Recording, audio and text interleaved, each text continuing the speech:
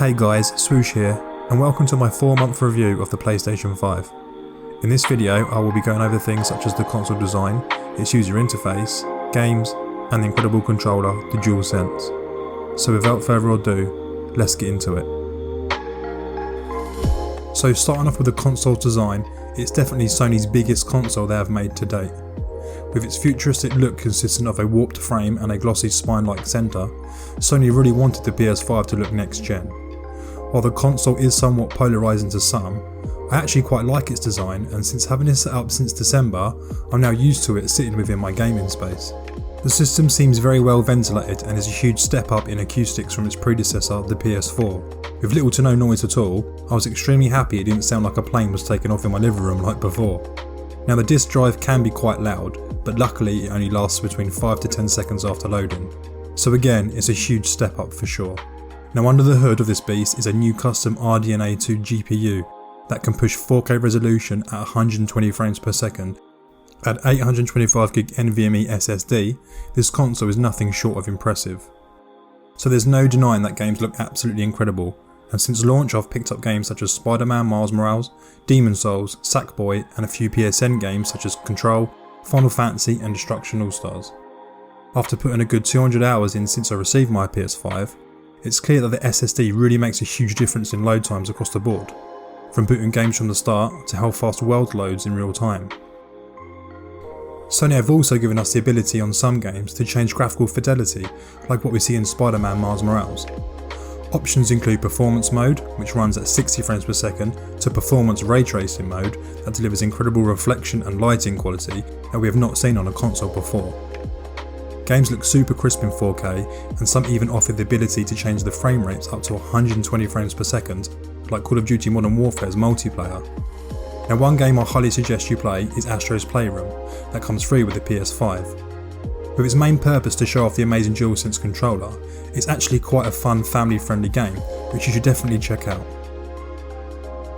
With so many great titles to look forward to, such as Horizon Zero Dawn 2, God of War Ragnarok and Ratchet & Clank to name a few, I can't wait to see what this machine is really capable of. So Sony hasn't forgotten about your PS4 games, as 99% of them are playable on the PS5. Another neat feature is that some of them have been given a performance boost, whether it be 4K visuals or 60 frames per second boost. Take God of War for instance, this launched around 3 years ago and already it set a standard for third-person games. Playing it on a PS5 with a new patch means you can now play in 4K 60 frames per second, making this game look absolutely stunning. Other games such as Ghost of Tsushima and Days Gone also got the 60 frames per second treatment, making these older titles even more enjoyable. I am super happy that Sony made some of my favourite PS4 games relevant again, and I just hope more games like Horizon Zero Dawn get similar treatment. Moving on to what I think is the most next-gen experience is the amazing Dualsense controller.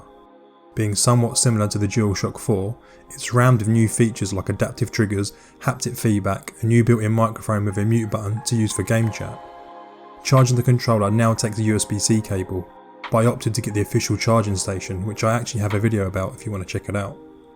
So in hand it feels fantastic, with noticeably a wider and thicker feel to it. The buttons and the touchpad feel much more premium, and overall I think it's a solid controller for sure.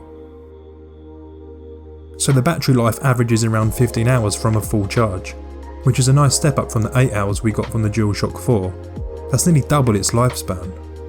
Comparing it to the DualShock 4, it does share a lot in comparison, but the look and feel of the DualSense is just on another level to be honest, with a much more premium feel to it.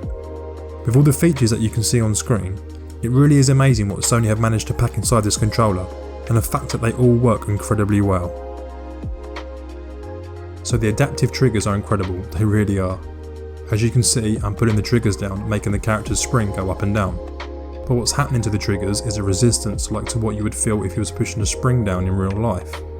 Other games like Call of Duty have different resistances depending on what gun you use, which is just a crazy experience. Add the haptic feedback making you feel every surface and the crisp microphone, you really have the most immersive controller ever made. Just listen to how clear the sound sounds through the controller, while I feel the haptic feedback pushing me back.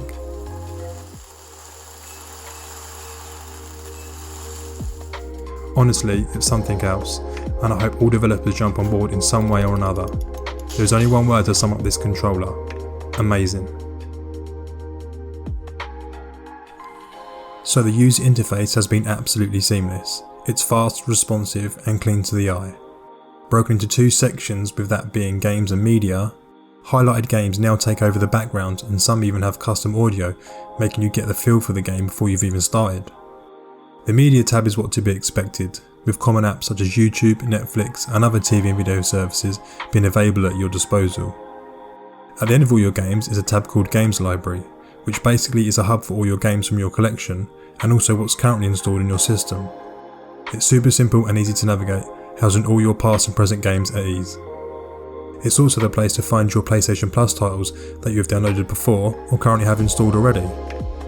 PlayStation Now is also a part of this section if that's a service you like to use. I personally haven't used it, but it's something I might delve into in the future. Talking of PlayStation Plus, it's still the similar structure that we are used to from the past.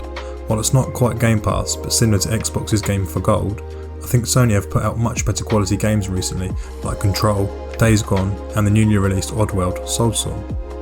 Additionally, they have a PlayStation collection that's exclusive for the PS5, with titles like God of War, The Last of Us and so on. Last but not least is the Settings tab. This is literally identical to that of the PS4, but if I'm honest, I actually quite like it. It's simple and to the point. But one thing I do really like is if you press the PlayStation icon button on the controller, it brings up this mini menu with things like battery percentage, notifications, your profile and so on. And what's really cool is it's also customizable, meaning you can add and remove what you actually want to see, which is a nice touch. Now I would like to see game folders make a return, and I also preferred the PS4's trophy system, but overall I love the UI and I think Sony did a fantastic job. Now guys, if you have the option of purchasing a PS5, then I highly recommend you do so. It's futuristic, fast and has an amazing controller, but most importantly, it feels next gen. It feels new. If you enjoyed the video, then drop me a thumbs up as it helps the channel grow, and if you haven't already, be sure to subscribe for more gaming and tech content. Thanks again for watching guys, and I will see you on the next one.